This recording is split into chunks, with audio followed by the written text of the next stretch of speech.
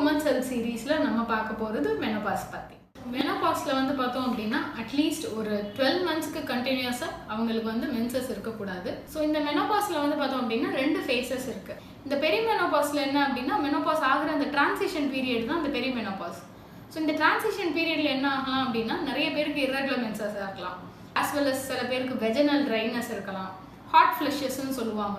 நல்லா ஏரேட்டடாக சில்லுன்னு இருக்கும் ரூம், ஆனால் அவங்களுக்கு திடீர்னு டெம்பரேச்சர் கூடின மாதிரி ரொம்ப ஹீட்டாக ஃபீல் பண்ணுவாங்க. ஆஸ் வெல் எல்லாம் சில நேரம் ஸ்வெட்டிங் இருக்கிற மாதிரி இருக்கும், ரொம்ப ஹீட்டாக ஃபீல் பண்ணுவாங்க.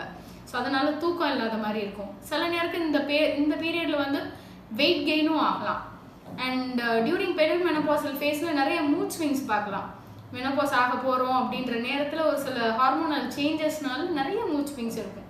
சில நேரம் ரொம்ப இரிட்டபிள் ஆகுவாங்க, இல்லைன்னா சில நேரம் ரொம்ப லோவாக ஆகுவாங்க. ஸோ இந்த மாதிரி சேஞ்சஸ் எல்லாம் இருக்கிறது பெரிமெனோபாசல் ஃபேஸ். ஆகி பல வருஷம் கழித்து நடக்கிற ஃபேஸை தான் போஸ்ட் மெனோபாசல்னு சொல்லுவோம். ஸோ இந்த ஃபேஸில் நம்ம உடம்புல ஈஸ்ட்ரோஜன், ப்ரொஜெஸ்ட்ரான் இந்த மாதிரி ஹார்மோன்லாம் ரொம்ப கம்மியாகிறனால நிறைய சேஞ்சஸ் உடம்புல நடக்கும். உதாரணத்துக்கு ஆஸ்டியோபோரோசிஸ், எலும்பு தேய்மானம், சில பேருக்கு கார்டியாக் இஷ்யூஸ் வரலாம், இல்லை யூரினரி இஷ்யூஸ் வரலாம். இந்த மெனோபாஸ் ஹெல்தி டிரான்சிஷனாக இருக்கணும் அப்படின்னா என்ன மாதிரியான food life style habits follow பண்ணணும் அப்படின்னு பார்க்கலாம். ஸோ ஃபஸ்ட்டு வந்து நிறைய calcium, vitamin D rich food and நல்ல ப்ரோட்டீன் ரிச் ஃபுட்டு நம்ம எடுக்கணும்.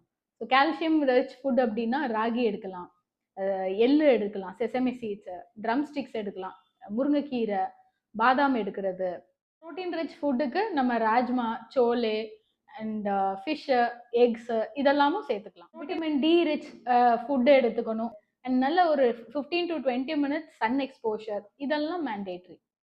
மெனோபாஸ் அப்போ ஈஸ்ட்ரோஜன் லெவல்ஸ் குறையும் இல்லைங்களா? ஸோ அப்போ ஈஸ்ட்ரோஜன் ரிச் ஃபுட்டாக இருக்கக்கூடிய சாய் ப்ராடக்ட்ஸ், சோயாபீன் சம்மந்தமான ப்ராடக்ட்ஸ் எடுத்துக்கலாம், ஃப்ளாக்ஸீடு எடுத்துக்கலாம், சுண்டக்கடலை எடுக்கிறது அண்ட் ஹோல் கிரெயின்ஸ் எடுக்கிறது ரொம்ப ஹெல்ப் பண்ணும். மெனோபாஸ் அப்போ வேற என்ன லைஃப் ஸ்டைல் சேஞ்சஸ் நம்ம பண்ணலாம் அப்படின்னா எக்ஸசைஸ் ரொட்டீன். ஸோ ஒரு ஸ்ட்ரென்த் ட்ரைனிங் பண்ணுறது உங்கள் போன்ஸை வந்து ஹெல்த்தியாக வச்சுக்கும். ஒரு வாக்கிங் அது மாதிரி கார்டியோ பண்ணுறது உங்கள் ஹார்ட்டுக்கு ரொம்ப நல்லது. யோகா பண்ணுறதுனால நல்ல ஃப்ளெக்சிபிலிட்டி கிடைக்கும் அண்ட் உங்களோட ஸ்ட்ரெஸ்ஸையும் மேனேஜ் பண்ண முடியும். மெனோபாஸில் இந்த ஈஸ்ட்ரோஜன் கம்மியாக இருக்கிறதுனால அதுக்காக நிறைய ஹார்மோன் ரீப்ளேஸ்மெண்ட் தெராப்பி, க்ரீம்ஸு அதெல்லாம் செய்வாங்க. பட் அதை விட homeopathy would be a best choice. ஏன் அப்படின்னா உங்களோட சிம்டம்ஸ், அதாவது இந்த ஹாட்டாக ஃபீல் பண்ணுறது, நைட் ஸ்வெட்ஸு, வெயிட் கெயின், இந்த சிம்டம்ஸை சரி பண்ணுறது மட்டும் இல்லாமல் உங்களுக்கு முட்டி தேய்மானம் வந்துடாமல் இல்லை கார்டியாக் இஷ்யூ எதுவும் வந்துடாமல் உங்களுக்கு ப்ரிவென்டிவ் ஆஸ்பெக்ட்லையும் homeopathy would be a best choice உங்களுக்கு. ஸோ எல்லாரும் பயப்படுற மாதிரி மெனோபாஸ் வந்து ஒரு ஆக்டிவ் ஃபேஸ் ஆஃப் லைஃபோட முடிவு மட்டும் கிடையாது, அது இன்னொரு சாப்டரோட ஓப்பனிங்கும் கூட. So let us make this menopause